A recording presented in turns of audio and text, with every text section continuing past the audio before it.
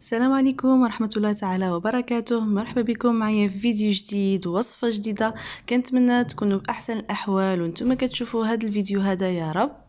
اليوم إن شاء الله غنحضروا مع بعض كيك رولي أو سويس رول فقط بثلاث مكونات، بدون سوائل، بدون كريمة سائلة أو شونتي بودرة.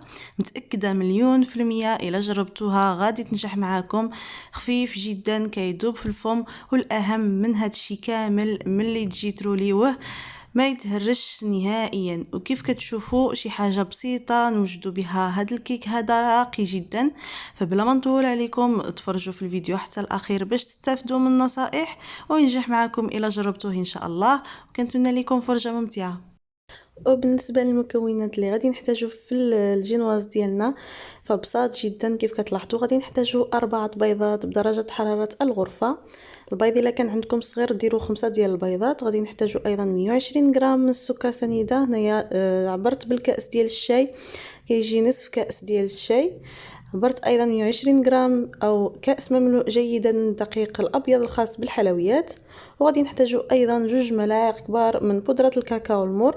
الا بغيتو ديروا الجينواز ديالكم بنكهه الفانيلا فقط حيدوا البودره ديال الكاكاو وزيدوا 2 معالق ديال الدقيق. فكيف كتشوفوا هنايا خديت اناء غادي نوضع فيه البيض وغادي نزيد عليه ايضا سكر سنيده، وغادي نضيف ايضا القليل او قبصه ديال الملح. كيف كتشوفوا انا دائما كنضيف الملح في الحلويات ديالي باش كنصحح الذوق. وغادي ناخذ خلاط كهربائي وغادي نبدا نطرب في البيض والسكر حتى كيضاعف الحجم ديال البيض وكيفتح في اللون ديالو، يعني كيولي اللون ديالو مايل للابيض. فمن بعد ما تضاعف الحجم ديال البيض ديالي كيف كتشوفوا يعني تفتح اللون ديالو. هنايا صافي غادي نحبس من تطراب. غادي نجيب الغربال وغادي نغربل فيه الدقيق والكاكاو، وغادي نغربل الدقيق والكاكاو وغادي نحاول انني نتخلص من تكتلات ديال الكاكاو. فكيف كتشوفوا خاصنا نستعنوا بهاد النصائح هادو باش ينجح معنا الجينواز ديالنا. من بعد كنجيب سباتول او ملعقه خشبيه وكنبدا نخلط في الخليط ديال الجينواز ديالي من الاسفل للاعلى باش ما كنهبطش الخليط ديال البيض ويجينا الجينواز ديالنا من فوق. فكيف قلت لكم ماشي بضروره يكون عندكم سباتولا، ديروا فقط ملعقه خشبيه تقدروا ديروا بها نفس العمليه. فكنخلطوا غير بشويه، ما تشوفونيش انا خلطت بالزربه وتمشيو حتى نتوما تخلطوا بالزربه. انا فقط سرعت في الفيديو باش ما يجيش طويل. وايضا ما تبقاوش تخلطوا لمده طويله باش ما يهبطش معكم الخليط ديال الجينواز. فقط مده قصيره، دخلوا الدقيق مع البيض حتى كينسجموا مع بعض صافي وكنحبسوا من التخلاط. ومباشرة بعد ما خلطت الخليط دخلت دقيق مزيان مع البيض. خديت هنايا طاوة ديال الفرن فرشتها بورق الزبدة وغادي نحاول انني نسرح عليها مزيان الخليط ديال الجينواز ديالي. بالنسبة للقياس ديال الطاوة فغادي تلقاوه لتحت في صندوق الوصف، وايضا المقادير بالعبار غادي تلقاوهم حتى هما لتحت في صندوق الوصف. ثم كندخل الجينواز ديالي للفرن المده ما كتقلش اكثر من 10 دقائق. ما كنفوتوش 10 دقائق باش ما كتقصحش معنا الجينواز ديالنا، وملي نجيو باش نروليوه يتكسر معنا. فقط 10 دقائق لا اقل ولا اكثر. كنخرجوا الجينواز ديالنا من الفرن. كيف كتشوفوا غادي نحاول انني نزول ليه هذا الورق ديال الزبده، ولكن في الاول غادي نرش عليه القليل من السكر بودره او السكر غبره باش ملي نجيو نروليوه ما يتلصقش معنا في ورق ديال الزبده. بعد ما غطيت الجينواز كامل بالسكر كلاصي غادي نجيب ورق الزبده وغادي نقلب مباشره وهو باقي سخون. غادي نقلبو باش نحيد ليه ورق الزبده اللي طيبناه فيه باش ما يلصقش فيه وترجع عنده ديك السخونيه ويلصق لينا الجينواز في ورق الزبده. كيف كتشوفوا هذا الورق فكيتحيد بسهوله جدا. من بعد ما حيدت الجينواز من ورق الزبده غادي ناخذ منديل يكون نقي وغادي نوضع الجينواز ديالي فيه وغادي نحاول انني نروليه وغادي نخليه على جنب حتى كيبرد وغادي نمروا باش نوجدوا الكريمه.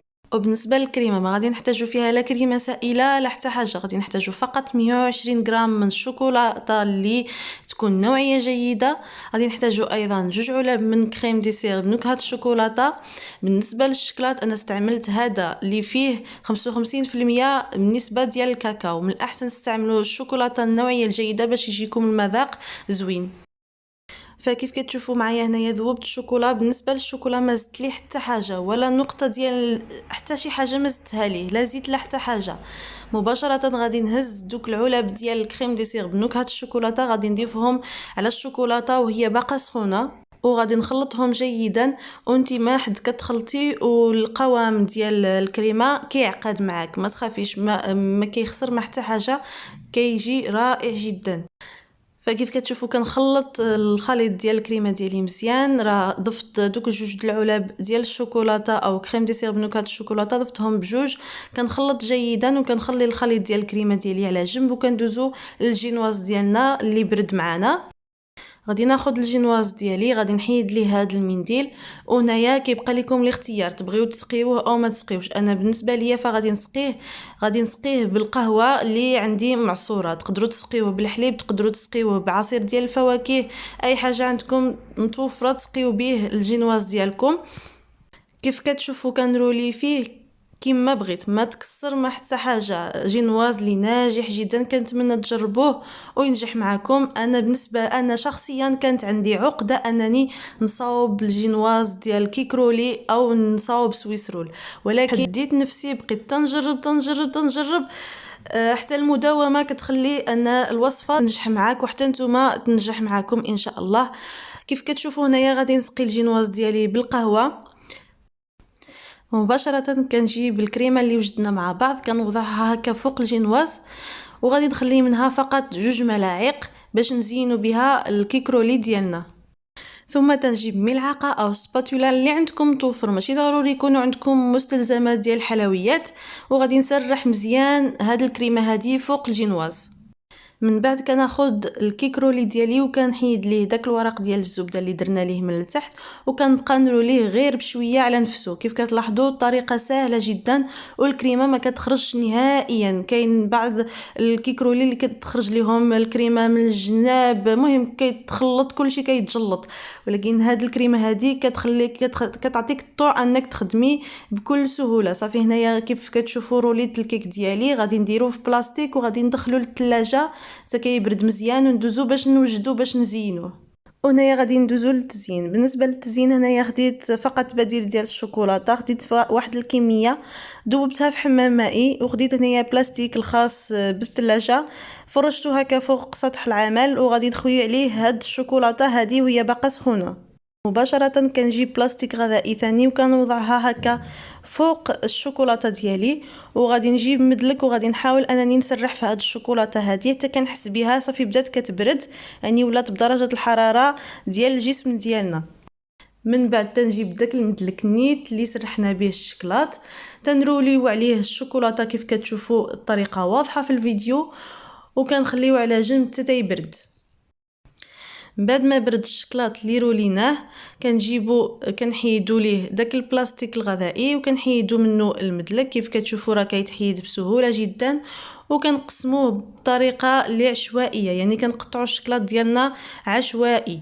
كتشوفوا خدمنا الشوكولات ديالنا بطريقه سهله، ولكن ملي كنجيو تنزوقوا به شي حاجه فكتجي في المنظر ديالها راقيه جدا. بعد ما برد معنا الكيك ديالنا مزيان كنجبدوه من الثلاجه وكنحيدوا ليه داك البلاستيك الغذائي اللي درنا ليه. كنجيبوا ديك الكريمه اللي خلينا دوك 2 معالق كنعاودوا كنسخنوهم وكيطلقوا معنا. من بعد كنغطيو به الكيك ديالنا مزيان بهذا الشكل هذا. كنجيبوا سكين وكنفينيو الكيك ديالنا كنقطعوا ليه الجنيبات كيف كتشوفوا. ثم كنجيب الشكلاط اللي وجدنا مع بعض. كيف كتشوفوا الكريمه باقا ما جبدت، كنوضع عليه هذيك الشكلاط. بالنسبه للشكلاط فكنقسمو بطريقه عشوائيه وكنحطو ايضا بطريقه اللي عشوائيه. وكمرحله اخيره هنايا كنجيب القليل من السكر الناعم كنضيفو هكا في هاد الصفايه وهذه وكنغربلو من فوق بهذا الشكل هذا، كيجي شكل راقي جدا. وكنقدمو الكيك رولي وفي الاخير كيكون هذا هو الشكل النهائي للكيك رولي ديالنا. كيف قلت لكم ما يخلعكمش نهائيا، كيف شفتوا ما تكسر ما تشقق، وبكريمه اللي لذيذه جدا، كريمه اقتصاديه. فقط تبعوا المراحل وان شاء الله غينجح معكم اكيد. كيف ما عودتكم دائما غادي نقطع لكم باش تشوفوا كيف كيجي خفيف جدا، كيدوب في الفم، وبالنسبه للحلاوه فكتجي هي. كنتمنى تجربوها وتردوا عليا الخبر في التعاليق كيف جاتكم. وايضا الا كنتوا لاول مره كتشوفوا القناه ديالي وعجبتكم الوصفه ما تنساوش انكم تشتركوا فيها بالضغط على زر صابوني او سبسكرايب او اشتراك اللي بالاحمر لتحت، وتفعلوا الجرس باش توصلوا دائما بالجديد ديالي. وما تنساوش لي لايك باش تشجعوني حتى انا نبقى نحط دائما الجديد ديال الوصفات. فما بقى لي غير نقول لكم خليتكم في امان الله الى وصفه مقبله ان شاء الله، والسلام عليكم.